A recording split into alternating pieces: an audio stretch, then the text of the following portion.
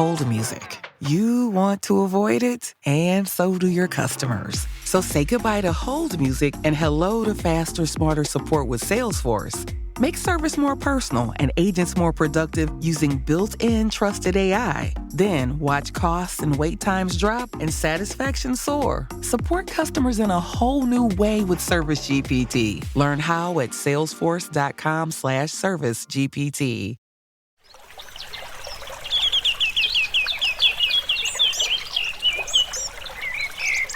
Welcome to NatureBacked podcast, where we are talking with investors about their visions of the new green world.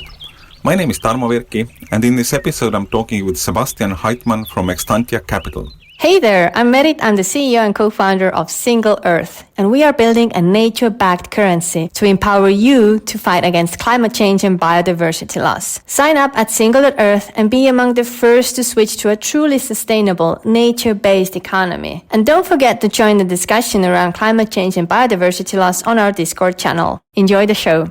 Welcome, Sebastian. Thank you. Welcome. Tell us a few words about Extantia. Yes, of course. Extantia is an initiative that we founded about 3 years ago, and it was actually born out of two things. One was conviction that we need to scale climate solutions and climate innovations, and the second thing was frustration. We were actually pretty frustrated through own firsthand experience that there isn't much capital available for these much needed climate innovations. So we saw that by firsthand. We started investing into some back then still called environmental tech or clean tech deals in the years 2017, 18, and then firsthand experience that it was quite complicated for these companies to find follow-on capital. And that led into the between the conviction and frustration, led to the conclusion that we need better financial structures in this area. And personally, on my personal journey, I always said that the last thing I want to do in my life is to create a financial product. But here we are. The best solution we could have found to really help is and act responsibly is to create a financial product. So this is Extantia. Today, Extantia actually is a platform or like an initiative. We have 3 different products in this platform. We have an early stage venture capital fund. It's a 150 million fund that invests pretty much straightforward early stage. We have a so-called All-Stars fund that is a fund of funds that invests into many other like-minded climate tech funds, often with a slightly different angle. Could be a sector angle, like the food and ag sector, for example, or could be a stage different, later stage, earlier stage, geographically different. We obviously European funds, so we have quite a few US funds in our All-Stars. And the last thing is what we call climate labs, and this is our hub for bringing together all variety of different stakeholders to share best practices in ESG and climate tech investing. Is the labs more like a community effort, or is it more like an accelerator? Good question. It's probably a little bit of both. It is a community effort, but it's also a bit of an accelerator. Yes, we do want to share best practices, best policies, also with our portfolio companies, but also with the wider world. There's a lot of regulations that you have to take into account, and we don't have to reinvent the wheel every day from zero again. So this is the idea of the labs really helping each other to accelerate. But I said the different stakeholders will all participate in this effort. It's not just a top-down effort. You said that the frustration of lack of capital in the sector was one of the reasons why you started it. But looking from outside, it seems that that's problem is getting solved step by step. There is a bunch of funds which have launched over the last few years. Absolutely. Now, yes, but figure that we started this a little bit earlier, so we're a bit of a pioneer in the space. So back then there was really breakthrough energy ventures, and they were the only ones. who are out there, and that's also where we have a common link with one of our partners. Was close to them for at the very beginning, and we saw them, and this is actually how it all started. We sort of, I sort of was looking at some climate tech deals and was sending him saying, hey, would you take a look at it from a BV lens? But BV back then wouldn't care about stuff in Europe. Has changed a lot as well. They've come around, but still, this was at the beginning when we started. This was still a very nascent sector. We're very happy to see that now this is moving along. And actually, I've always been saying as well that if we're really significantly able to move or mobilize private capital in the direction of climate tech or climate innovations, then Extantia has actually already done its due. This is exactly what we set out to do: mobilize capital. And we were a bit of a vanguard in this respect. And it's very happy to see that today there's many funds. Still, we have to be realistic. It's still very early days. I mean, we might see large funds, but comparing it to what's still being invested today in other technologies, it's not that huge. And the percentage of global capital going in this direction today, when you look at institutional money from pension funds, from insurance companies, from banks, and so on, we're talking very low percentages. I mean, barely measurable. So the goal is still to significantly increase this over the coming years. But the trend is there. I agree with you. There's definitely a positive trend. Yeah, you kind of covered my next question already. I wanted to ask, the trend is there, but is it enough? No, so clearly no. Obviously, no, we're far away from being enough. And across all stages, I mean, there's often an argument being made for late stage innovation, but actually early stage is also extremely important. We need to have a lot more companies coming up and a lot more companies failing too. That's part of the game.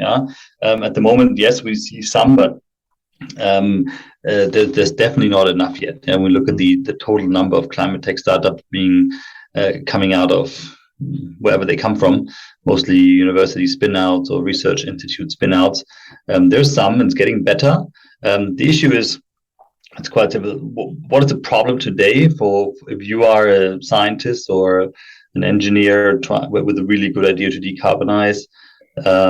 Still, there isn't that much capital out there, and there is quite the lurking, interesting career at the corporate as well, giving you a lot of security. And that's what happens. The great ideas, people have really good ideas at their research institutes and universities, but never end up executing them because they're simply too afraid. They typically then rather take a job at the corporate and forget all the great ambitions they had, and get drained in a corporate. We also need corporates, but they're not necessarily the most innovators. Yeah, exactly. They don't tend to be the innovators. So so no, we're still lacking a lot of capital in this area across all stages. Is there? I mean, what can we do to reverse that? Brain drain to the corporates. Is the capital the key, or is there some other tricks which could be done? I think capital is in the end actually quite a key. We are in a capitalist society. We're yet to find a better model that suits our needs better. But as of today, capitalism is the most promising of the approaches. I mean, you can argue about that for sure. I mean, you can also argue that capitalism has brought us into the situation where we're in today. But I guess this is probably not the scope of the talk today. Yes. But still, I'm open to pick up the argument. If somebody has a good idea, I'm willing to hear it. But as of today, it's capitalism, and we will use capitalism to solve this crisis. And these mechanisms tend to work quite effectively. Of course, you need to steer it. That's where regulation comes in. It is extremely critical that we have the right set of regulation out there to steer capitalism in the right direction. But still, I think there's still the same thing. I mean, the founder today has a great idea, wants to assemble a team, and still needs to find capital. It's easier than it was 3-4 years ago, but also not straightforward. And of course, it's also not that any idea can get funded. This is the role of VC now. The VCs play this role of vetting the early technologies and also carrying them through the first couple of steps, ensuring that the teams not just have great technical abilities, but also all the other skills and savviness that they need in order to survive in the business world. I got a couple of more kind of bigger trend questions.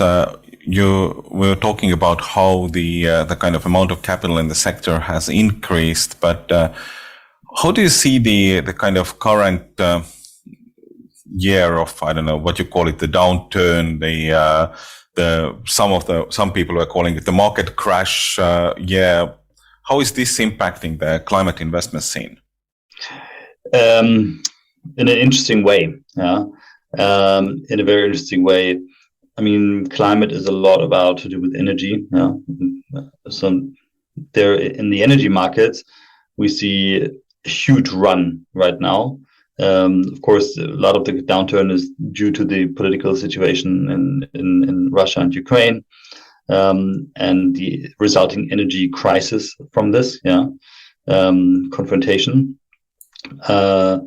And now, of course, there's a huge run on trying to find actual real alternatives to replace Russian gas for now, but actually fossils altogether. Specifically in Europe now, this is the key issue. How do we reduce our energy dependence, or how do we gain energy independence? And of course, there's nothing you can do overnight. We've built a whole society on fossil fuels, and moving away from that from one day to another is simply not possible. I know now I'm in Germany, in Berlin here, and I know we had great ambitions of creating a Energiewende, as they call it, so an energy transition to renewables, and built out a lot of wind and solar over the last couple of decades. But also we are now learning the hard way the lesson that this also meant a transition to gas, and that this gas in a liberal market came from the cheapest supplier, and the cheapest supplier was in the East. The idea was always weird, and I never understood it, to be honest. For many years I've been saying it. I have a hard time understanding how you would buy a large proportion of your energy needs from a non-military ally. But now we're learning it, and now we're trying to really accelerate it. And that in our sector is actually good news. So actually, in many of the topics that we look at are extremely politically on vogue right now, and extremely positive regulation coming out to accelerate the deployment. And one example is the recent Inflation Reduction Act in the US as well, which hugely benefits a lot of the key technologies such as hydrogen or carbon removal, and geothermal, and many others. Wind and solar, of course, also. And I think that's so. In our world, I would actually say the current situation is an acceleration, and we see more interest than before. From being a fund that is initially there for the planetary health, all of a sudden matters of national security come into place. So was not part of the original business plan. Clearly not. No, we had no plan of such at all. And quite surprisingly, that now we really have two missions. Both are important. One more short term, one more long term, but still, definitely plays a role now. Yeah, I mean, in short term, if I would be OPEC, I would be pumping a lot more gas, a lot more oil to get the oil prices down and get people to use the fossil fuels. Just a cynical me thinking here. I mean, logical. The €2 gas price across Europe is definitely, pushing people against using the oil also. Yeah, absolutely. And I mean, hey, it's also complicated. I mean, the level of sort of size we're talking here, replacing Russian fossil fuels, they were not just a small importer or exporter; they were a cornerstone. And replacing that, even Saudis don't have that capacity just lying around, and that's also work for them. And they need to build up the capacity, and they don't want to do this unless they have really long-term contracts in place for doing it. So it's complicated. I mean, but let's make the best of the turmoil. I think there's definitely movement and there's definitely momentum right now in the space, and we're well positioned to take advantage of this.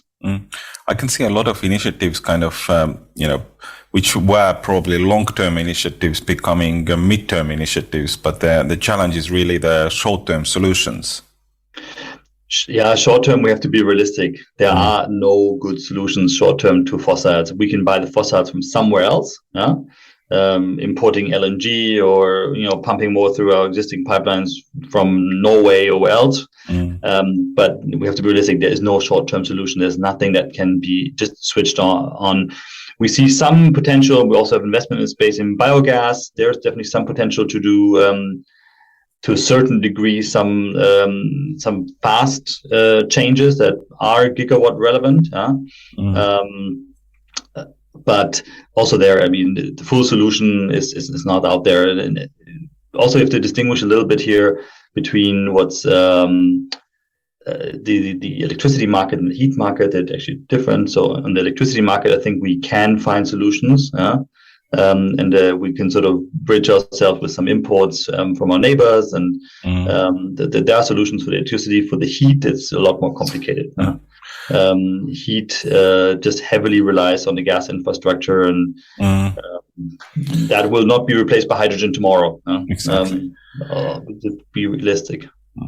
How do you guys, have a relationship with the nuclear? Part of any kind of new nuclear projects, or have you been looking at them? We have been looking at them, and our relationship is so that there is none, and unlikely to come as well. To be honest, I mean, happy to hear more projects and more approaches, but our problem with nuclear is what we call the time value of carbon. So a ton abated or removed today just has a significantly higher value than a ton removed or abated in the year 2040. And building out nuclear today just takes a very long time. And therefore, we don't see the impact fast enough. We would rather like to see solutions that utilize existing assets and resources and decarbonize those. Yeah. So, for example, we just talked about natural gas, so-called turquoise hydrogen, or methane pyrolysis is something that I would take a serious look at. This is utilizing existing delivery network of gas and decarbonize that at the point of use through methane pyrolysis. So that's something, and creating therefore turquoise hydrogen, not the perfect solution, but an important transition solution that helps fast getting gigatons out of the atmosphere. And all of these technologies that are then also later on hydrogen ready. So once you have a full hydrogen grid, you can also just use completely hydrogen. But on the way there, you might have to deal with turquoise hydrogen. So that's a solution where we say this can scale fast, versus building up new nuclear is extremely slow. The other argument that speaks against new nuclear is the cost. All the projects that have been recently built in the UK or France or elsewhere, or Finland have gone tremendously over budget, resulting in an extremely expensive levelized cost of energy, and which means it's not competitive fossils. So it's always just an add-on, and we will not run our world on nuclear. So yeah, innovations might happen, and if they happen, then we'll look at them. I sometimes argue that if we would have continued to actually invest into nuclear in the 70s and 80s, it's likely that we would have been today a generation 4 or 5, where we would be highly efficient in using nuclear a lot longer and with a lot lower radioactive, stronger decay and radioactivity, and probably would have solved the problem of storing it long term. So, but we didn't. And I think now this train has left the station, to be honest. And fusion, in case you wonder, same thing. I mean, fusion is interesting, but not for climate change. It's a great technology. We need it as humanity. It's worth being invested in. But for anything climate related, fusion will be coming way too late. Looking at the Extantia kind of investments and the years you guys have been working on, is there any kind of great success stories to share with the audience? Well, it's still early days in the fund, so defined success, exits, none, because we've sort of been investing since 2 years. Okay. But we see certain portfolio companies developing really well, in a variety of different areas. Let's take for example, our e-fuels company, NatureBacked. They're really on a great path now to scale and bring sustainable airline fuels in still small quantities, but not lab quantities anymore, to the market, and on a trajectory where you can see, okay, this is going in a really interesting direction. I mentioned regulation earlier on. The regulation is extremely in their favor. Ever more now in the US with the Inflation Reduction Act, but also Europe has already quite favorable regulation for sustainable airline fuels. So they're a player who is ready on time, who has a technologically proven solution, has many customers that are willing to invest. So that I would say they're probably one of the companies that we will hear a lot from in the future. If you look at the kind of the whole climate sector from your fund's perspective, is there any kind of niche you are looking more at, or is it very much across everything? Yeah, of course we have our niches that we're more into, let's say. Not all of the deals that we've actually made are public yet, so I might name an issue, say, but what have you done about it? But we have done, but it's not public yet. So basically, we're quite keen on two things: renewable baseload power sources. That's biogas for us, and it's geothermal for us.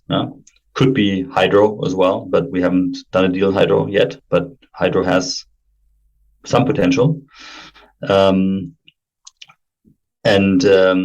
that's one area where we're quite keen on. And the other areas in the carbon removal space.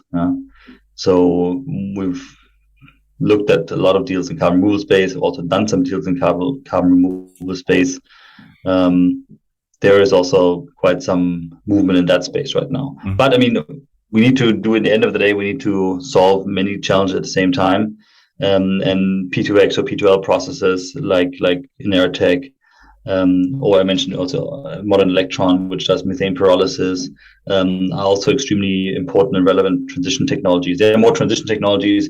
The biogas or geothermal are really like sort of end solutions, I would say, and of course primary energy sources that can deliver a significant amount of green electrons to the grid.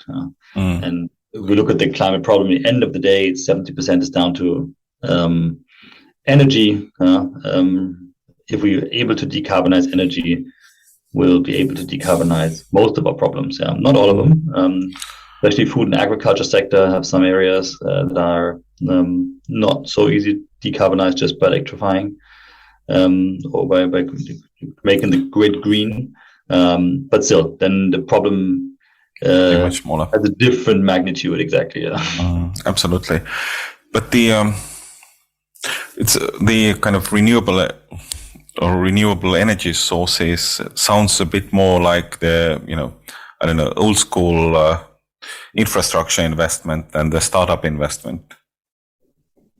No. When we invest, we don't invest. We always invest in new tech, making something more efficient. So in the biogas sector, for example, I mentioned earlier on, we have an investment that just simply doubles up the capacity of existing biogas plants by building a more efficient engine. The current heat engine that is sort of turning the methane into electrons is one way of doing it, but it has a 40% efficiency versus the one that we are now using. It's a technology based on a high temperature fuel cell, has an 80% efficiency. So it's really double efficiency by simply changing the end part. Yeah, it's very simple drop-in solution as well that it can replace within a couple of hours on any biogas plant. Yeah, Wow. it's a drop-in solution.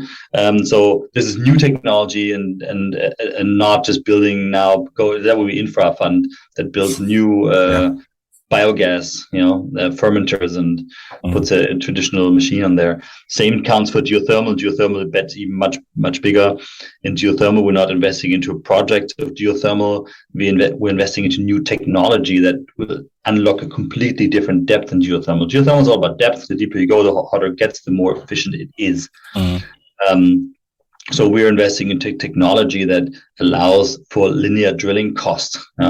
Currently, drilling cost is exponential cost. So the deeper you go, the more expensive it gets. This technology allows you to pretty much drill to any depth at linear cost. And this is completely unlocks geothermal anywhere. The company is also called Geothermal Anywhere Drilling. So it's what's on the label. So that's the type of technologies we invested in. Geothermal, it could be also other technologies and how to deal with supercritical heat. And so but it's always tech investments that enable a new generation or new era in such an energy source. Got a little confused there. I totally understand that logic, of course. And on carbon removal, it's basically hardware, right? Most of the investments we do is hardware, simply because hardware is polluting the planet, and that's why we need to fix it. And to achieve significant scale, software has often its limit. Significant fast means at least 100 megatons of CO2 per annum need to be abated.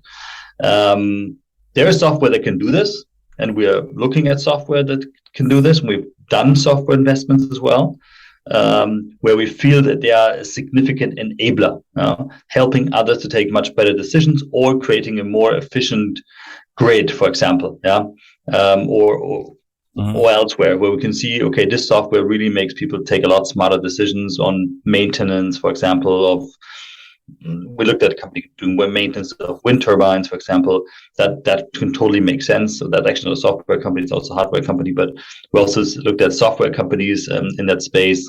Also in the solar space, there are software companies that sort of optimize solar. So they're out there, but there's a lot fewer. Like I said, in the end of the day, CO2 is a molecule. We cannot blockchain it away. That's a great quote. We need to deal with it, and it's typically through hardware. Again, we would have loved to see the software. We just don't find the projects where we can build a lot of conviction behind it that really significantly moves the needle, and that's what we need to do now. We're at a time where we need to act. And act responsibly, and that's our answer. It's basically you kind of looking from outside, it feels like you guys are really working kind of in a classical between the rock and the hard place situation where climate change is accelerating. You're investing in the hardware, which takes time. I mean, classically more than software. And then, of course, at least the current political winds are supporting the case, at least. Yes, for sure. I mean, like I said, it was born out of huge conviction and frustration. So it's not necessarily the dream setup, but this is the task that we have, and this is our answer to this task. There's also other answers, to be very clear, and we know of this as well. For example, I think biodiversity is an angle we don't touch, but we understand it's very crucial. And also education is another angle we don't touch in the fund, but also understand it's very crucial. I mean, climate change, let's face it, has a lot to do with overpopulation. We're using more resources than we currently have on planet Earth, or can sustainably generate, let's say. This has to do a lot with overpopulation too. Where if we would be able to reduce or at least slow down the acceleration of the increase in population, it would have an effect for sure. Also on climate, it's about scarce resources at the end of the day. Of course, but finding the business models in the education is always a challenge. Exactly. Now we're VC, and this is also why we sort of honed in so much on carbon, and say this is just fast carbon is just a measure that's fairly transparent and fairly measurable. It doesn't mean it's the only measurement, and we're not having a tunnel view that carbon is the only thing that matters. We do understand the full picture, but also, we're speaking to sometimes people who are not that deep into the topic, meaning our LPs who are large pension funds or sovereign wealth funds and so on. They need a bit of a more digestible or palatable package, and therefore we sort of said, okay, we can pretty much report very simple on carbon. This is one measure that we can all agree has a certain value and effect in the whole topic of climate change, and let's make that digestible for non-experts. As in, it's not a carbon tunnel view. We understand all the other aspects of the game as well. Just trying to make it simple, and happy to have the debate what other measures should be taken. And again, we're technology investors. We're not a feel-good investment platform. They're out there too, but we are pretty much technology focused, and understanding there's more out there. Good stuff. I think that's a good point to wrap up, Sebastian. Thanks for your time today. Okay. Join us again for the next episode. Thank you for listening. If you like the show, please give us a good rating and leave the feedback in your podcast player so others will find it too. We will be back next week. Turn on to NatureBacked podcast.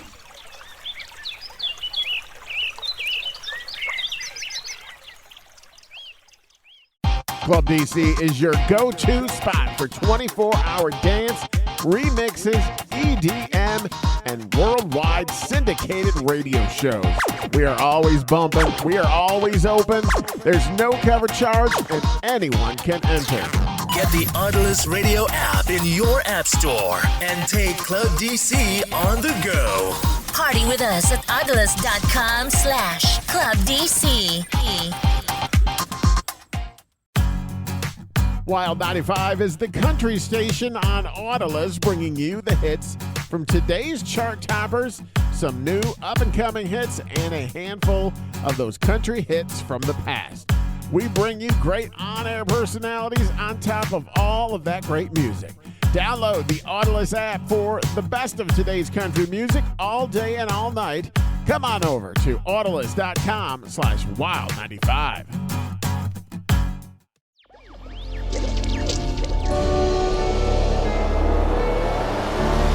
Electric acid.